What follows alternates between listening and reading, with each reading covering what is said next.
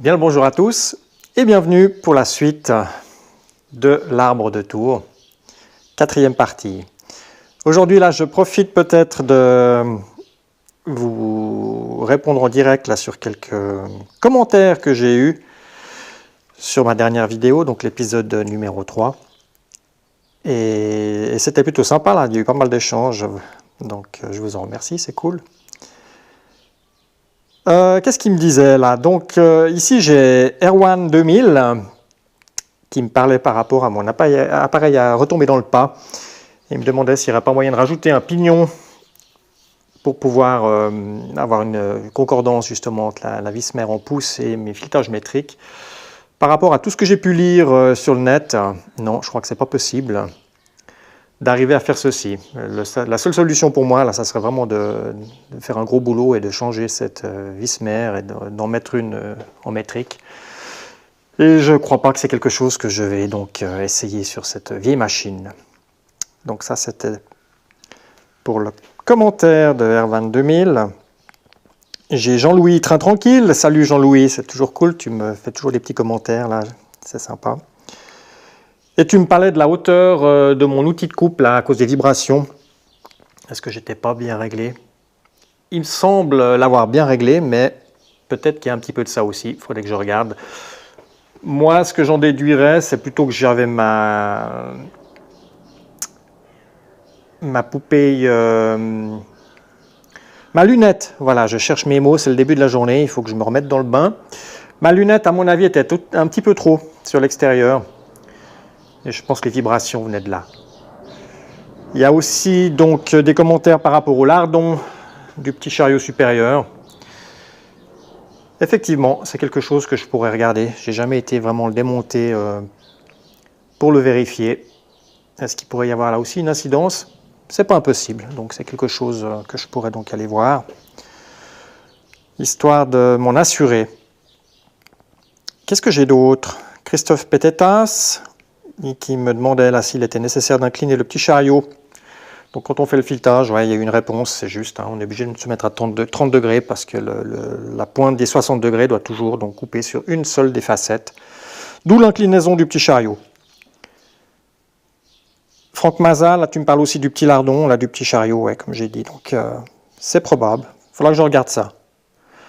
Et puis il y en a certains d'entre vous qui me parlent de mon vocabulaire fleuri, ma informatique par exemple. Alors là, pour être honnête, il faudrait que j'aille réécouter la vidéo, parce qu'il me semble avoir coupé les parties où j'étais un tout petit peu dans le direct, on va dire. C'est vrai que quand ça ne va pas toujours, j'ai tendance à me laisser aller. Mais il me semblait avoir enlevé les pires jurons, ce qui peut-être n'est pas le cas, parce que j'ai quand même eu 2 commentaires là-dessus. Il faudra que je vérifie, donc je m'en excuse pour les oreilles sensibles.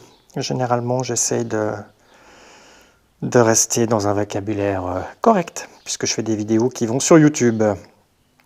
Voilà, donc tous les autres, merci, hein, je les nomme peut-être pas tous, mais merci pour ces échanges. Et donc la suite de la journée va consister à continuer celui-ci. Si j'arrive à remettre ma télécommande de caméra, ça va m'aider à visualiser tout ça. Voilà. Donc j'avais terminé là le filetage en M25 avec le pad 2. J'avais encore un commentaire là que je n'ai pas retrouvé. Et il était judicieux celui-ci. Le conseil était donc de commencer par le filetage le plus gros. Car si on se plante, eh ben on peut toujours se récupérer en faisant le filetage le plus petit. Tandis que là, j'ai commencé par le plus petit en diamètre, et si je m'étais planté, ben, la pièce c'était poubelle. Donc là, ouais, c'était donc un bon commentaire. J'aimerais bien le retrouver juste pour remercier son auteur. Ah oui, ça y est. C'est Jean-Louis 53. Merci à toi pour ce conseil. C'est vrai que ouais, bah c'est évident quelque part. C'est un petit peu comme lorsqu'on fait un débit en menuiserie ou même en serrurerie, on coupe généralement les pièces les plus longues, et puis s'il y a une erreur, on peut se récupérer en faisant des pièces plus petites dans celle-ci. Ok. Donc là, la suite du jour, Eh bien, avant de démonter, eh bien, je vais réaliser là aussi, merci à celui qui avait donc commenté là-dessus, je vais réaliser une portée là au diamètre pour ma lunette près du mandrin. Comme ça, quand je vais retourner, j'aurai donc l'appui qui sera bien centré par rapport à celle-ci. Ça, c'est quelque chose que j'aurais pas du tout pensé à faire et que je vais m'empresser de réaliser. Donc là, c'est merci, une bonne idée. Et puisqu'il est monté, je vais voir là si je vais déplacer un peu ma lunette pour. Je vais devoir donc le percer. Hein, j'avais donc dit de part en part, puisque là je suis en place. Peut-être commencer le perçage de part en part par ce côté. Pas certain que j'aie la possibilité de reculer suffisamment ma poupée mobile, puisque j'ai mis le entrepointe. Ça risque peut-être d'être un peu juste, je vais voir. Si ce n'est pas le cas, eh bien je le ferai après coup, puisque ici je vais avoir 35 mm au centre. Je mettrai mon mandrin là, pour les pinces poussées Chaublin. J'ai une pince de 35. Et je serai, je suppose, bien concentrique là, pour réaliser ça par la suite. Voilà, comme d'hab, on va se rapprocher un petit peu, puis on va attaquer la suite. Allez, c'est parti. Ce que j'ai remarqué là avec cette lunette, j'ai pas de roulement à billes en bout, j'ai des pastillons d'Erlin, une ici, une en haut, et là j'ai carrément du bronze qui vient au contact. Et c'est pas super, super top, pour la simple et bonne raison que le frottement fait que ça me met en chauffe la pièce. Là c'est juste impressionnant à quel point la pièce peut venir chaude au niveau là, de la friction et du contact. Alors je vois qu'il y a des petites vis sur la partie du haut, là, enfin des 3 parties de contact. Je suppose que je vais pouvoir sortir ces pièces et puis fabriquer quelque chose qui viendrait remplacer celle-ci pour avoir justement des roulements à billes. J'aurai beaucoup moins de chaleur créée ainsi. Alors là, je viens toucher.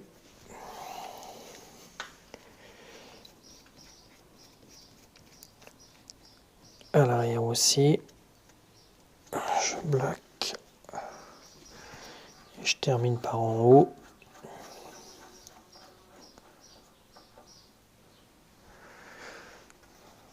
Voici. Si j'ai pas la place pour mettre ma mèche longue, je vais donc commencer à faire un perçage de 12 mm avec une mèche courte, ce qui me permettra de rentrer la mèche longue de cette distance par la suite, ce qui devrait donc juste me permettre de réaliser ce perçage. On va tester ça.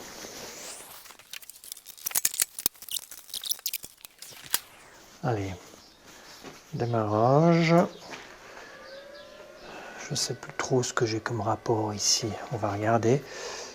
Je pense que ça serait peut-être judicieux quand même de démarrer avec quelque chose qui soit un tout petit peu plus rigide au départ. Allez, je vais faire un trou de guidage, de centrage un peu plus profond avec ma mèche 12.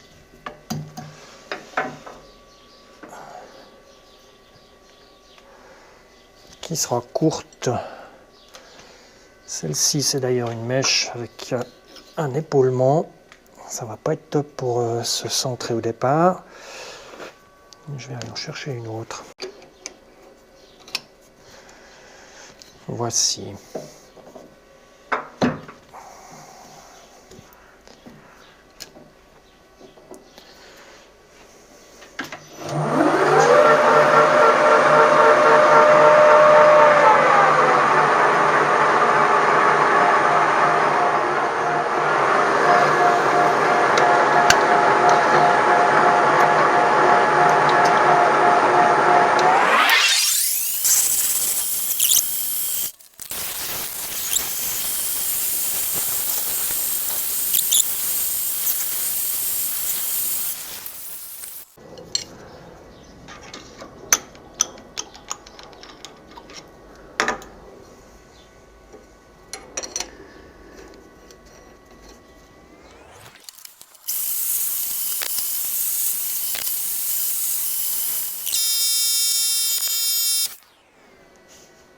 que je vais faire, je vais aller lui donner un petit coup d'affûtage.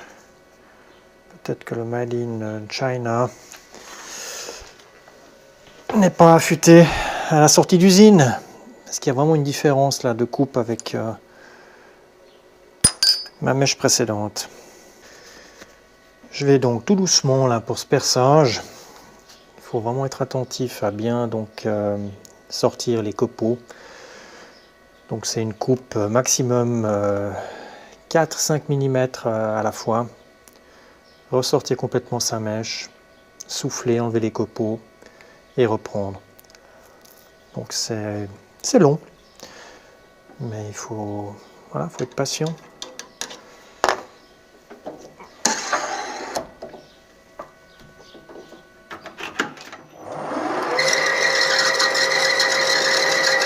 On entend assez vite en fait quand le bourrage commence, le bruit change.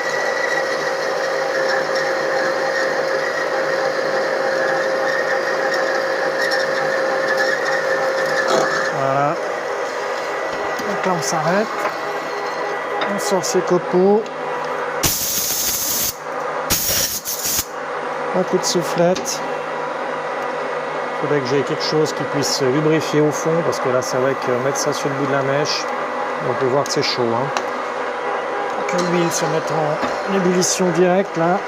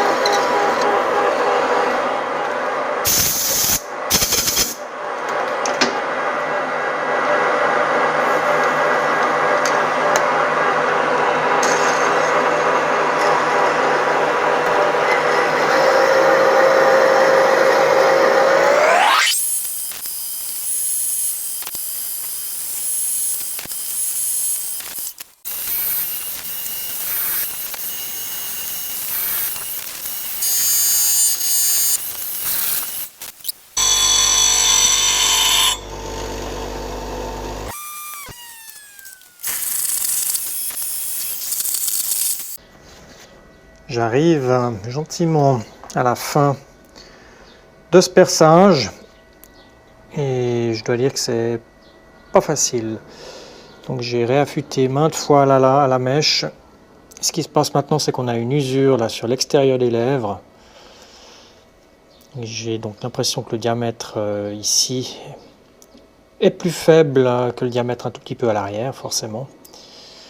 Ce qui ne facilite pas les choses. Donc là, les réaffûtages n'y font pas énormément. Il faudra vraiment que je la raccourcisse maintenant de 2 cm. Je vais voir une fois que j'aurai donc terminé, mesurer un peu tout ça, voir où je me situe. Si une fois que je serai de l'autre côté, elle sera encore suffisamment longue, c'est ce que je ferai. Je la redescendrai de 1 ou 2 cm en bout pour revenir sur une partie là, des lèvres extérieures qui seraient donc moins usées. Je suis à 400 tours minute, je vais peut-être augmenter un tout petit peu la vitesse. Là, vous allez vous rendre compte des bruits effroyables que ça engendre. Et je suis donc assez impatient d'arriver à la fin de ceci. J'ai toujours le souci que tout d'un coup, il y ait la rupture de la mèche ou autre. C'est pas facile.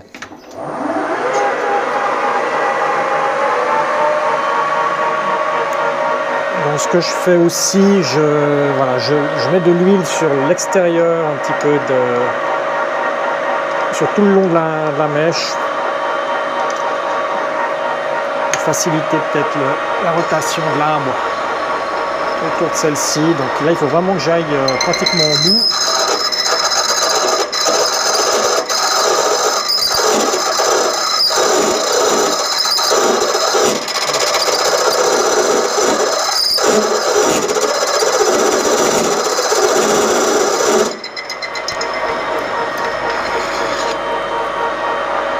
Alors je pense qu'il y a aussi une vibration qui se met en place. Ça doit être peut-être voilà, sur la longueur totale de celle-ci, elle tourne sur elle-même. Hein. La mèche doit peut-être venir un peu en flexion. La coupe n'est pas extraordinaire. J'ai plus du copeau là, d'acier qui sort au lieu d'avoir un beau copeau déroulant. Là, on dirait qu'elle broute au lieu de couper. Donc là, ce que j'ai fait, j'ai été la réaffûter. Je vais aller lui redonner un petit coup. Et je vais aussi mesurer là, un petit peu, voir où je me situe. Peut-être que j'ai suffisamment percé. Bon, c'est difficile là, de se rendre compte de l'affûtage. Ce qu'il faudrait que j'essaye, c'est d'en fait sur l'angle de dépouille à l'arrière là, de faire un dégagement. Là. Si je prends la mèche neuve que j'ai utilisée,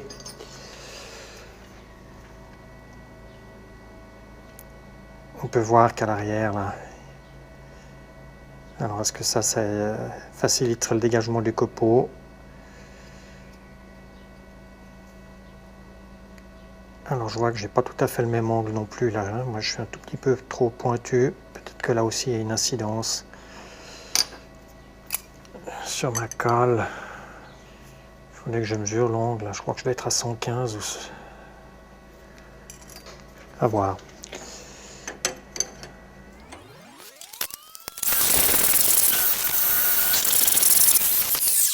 Je crois que je vais m'arrêter là. Donc j'ai dépassé la moitié. Ça devrait y aller. Je vais m'apprêter maintenant à donc, tourner cette portée là près du mandrin. C'était Pierre Bérerde qui m'avait donné ce conseil. Merci à toi. Ce qui va me permettre, une fois que je vais retourner la pièce, d'être bien aligné lorsque je vais remettre ma lunette.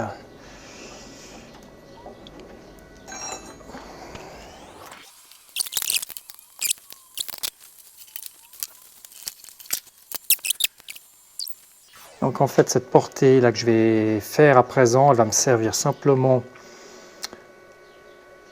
à remettre ma pièce ici avec donc la lunette pour pouvoir donc dresser la face et faire le trou de centrage.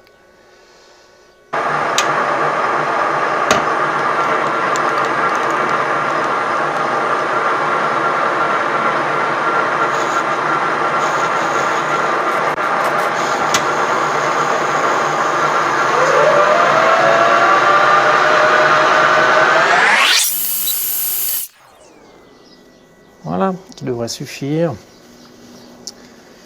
pour la suite.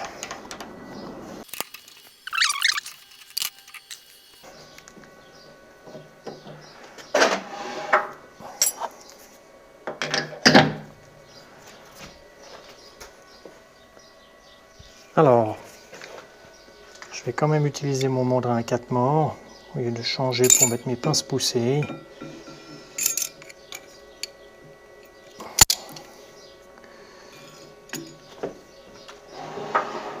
J'avais déjà fait donc un trou de centrage, mais je pense que je vais devoir, comme précédemment, le refaire puisque je m'étais mis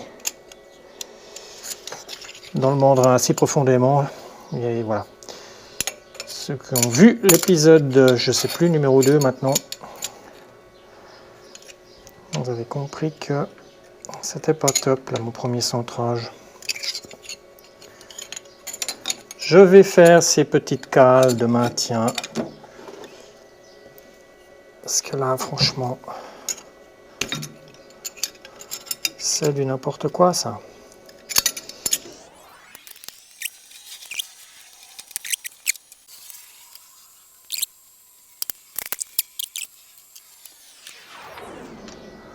Alors, ce que je vais faire, je vais quand même tous les serrer un tout petit peu, histoire de m'assurer qu'ils sont quand même tous en tension. Et après, je vais régler ça.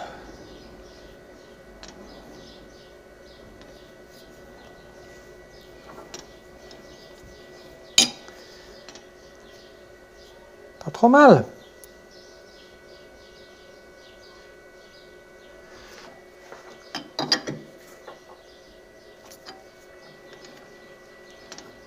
Voilà, là je suis dans le 100e. On va rester comme ça. Je vais venir voir à l'arrière ce qui se passe.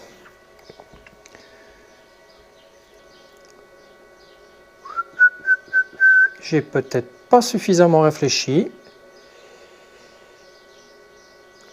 Pas suffisamment réfléchi, oui. Pourquoi? Parce que si j'ai des vibrations là-dessus, j'aimerais bien prendre en une passe là, donc mon chariotage pour arriver à mon 35. Et si j'ai des vibrations là-dessus, j'aurais dû être un peu plus à l'extérieur pour pouvoir me mettre avec ma lunette ici. Donc si j'avais la lunette ici, alors ce que je vais faire, je vais déjà tester comme ça, on va voir. Je vais tester comme ça, si ça ne va pas, eh bien effectivement je ressortirai. Pour avoir l'appui avec la lunette. Mais peut-être que je n'aurai pas de vibration, allez, soyons positifs. Je vais donc mettre ma lunette ici maintenant. Ce que j'ai fait actuellement, j'ai donc libéré les presseurs de la lunette. Donc l'arbre là, il est dans le vide. Il n'y a rien qui le maintient, ni la pointe tournante, ni rien du tout. La pointe tournante d'autant plus pas, puisque j'avais donc fait ce trou de centrage qui lui est pas visiblement au centre. Alors là, je suis en l'air et je suis à -2 plus un 3 centièmes grosso modo. Donc je vais essayer d'annuler ceci. Dès que je le pousse.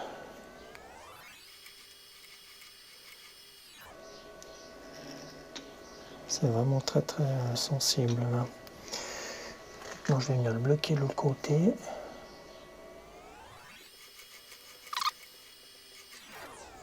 Là je serais pas trop mal.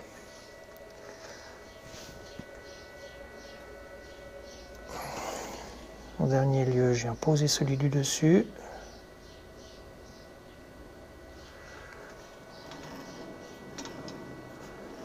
Et je le bloque. Je vais revenir faire une vérif là près du mandrin.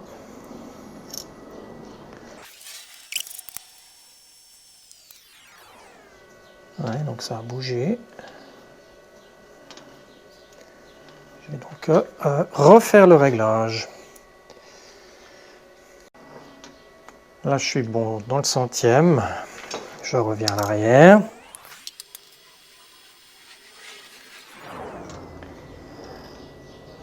Et on a bougé. Je me retrouve à présent, la séquence là que maintenant vous voyez, elle est le lendemain de la dernière sur la vidéo. Hier soir, c'était un petit peu long et fastidieux, et puis voilà, je me suis dit à un moment, là, je pose les plaques, c'était une prise de tête, et je vais revenir faire ça demain. Ce qui est le cas donc aujourd'hui, et c'est vrai que mon processus d'usinage, il n'est pas bon là.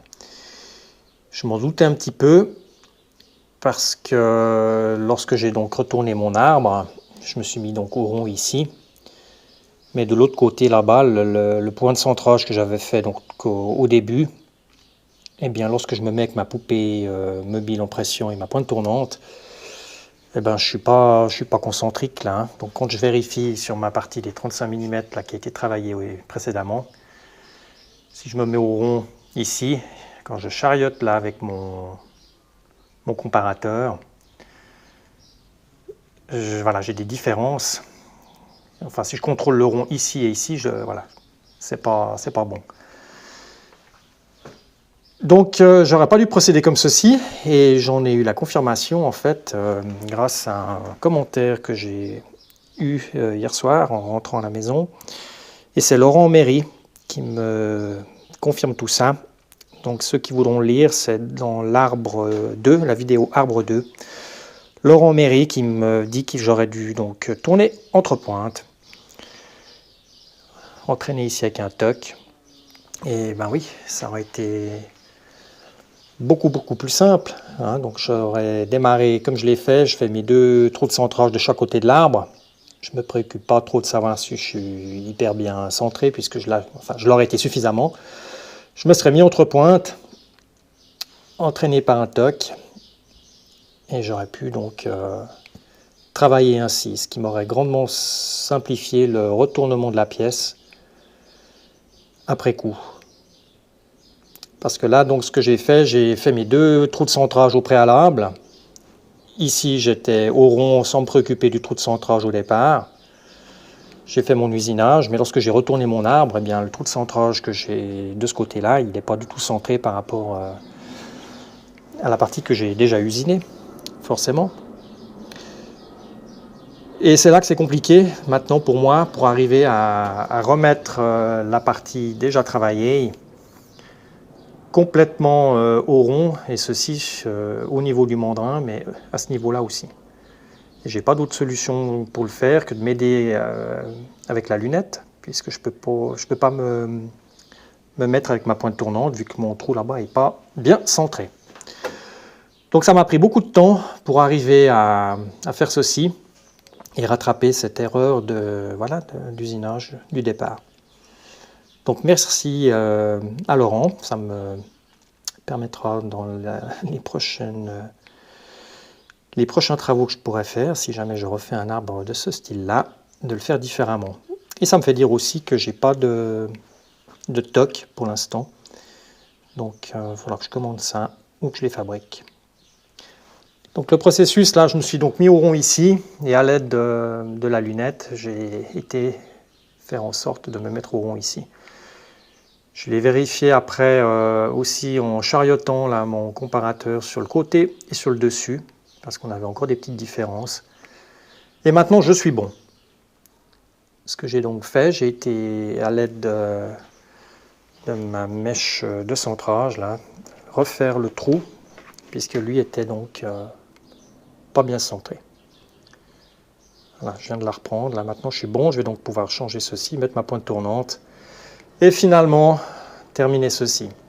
Alors, ce qui m'importe quand même peut-être le plus, heureusement, on va dire, ça va être sur un tour à bois, on n'est pas non plus dans le centième lorsqu'on travaille, mais ce qui va m'intéresser, c'est d'être au rond au niveau de la portée, là, puisque je vais avoir les paliers ici. Donc si là, et c'est le cas, je suis bien au rond, on va dire que de l'autre côté, je le serai aussi. Et par chance, la partie importante qui me reste à effectuer, c'est le M33, c'est là où on va fixer le mandrin. Donc je vais être au rond ici et je ferai le M33 en même temps. Donc j'aurai une bonne concentricité au niveau du palier, puis au niveau du mandrin qui viendra se fixer après. Voilà. Donc je vais attaquer gentiment la suite et puis on va regarder ça.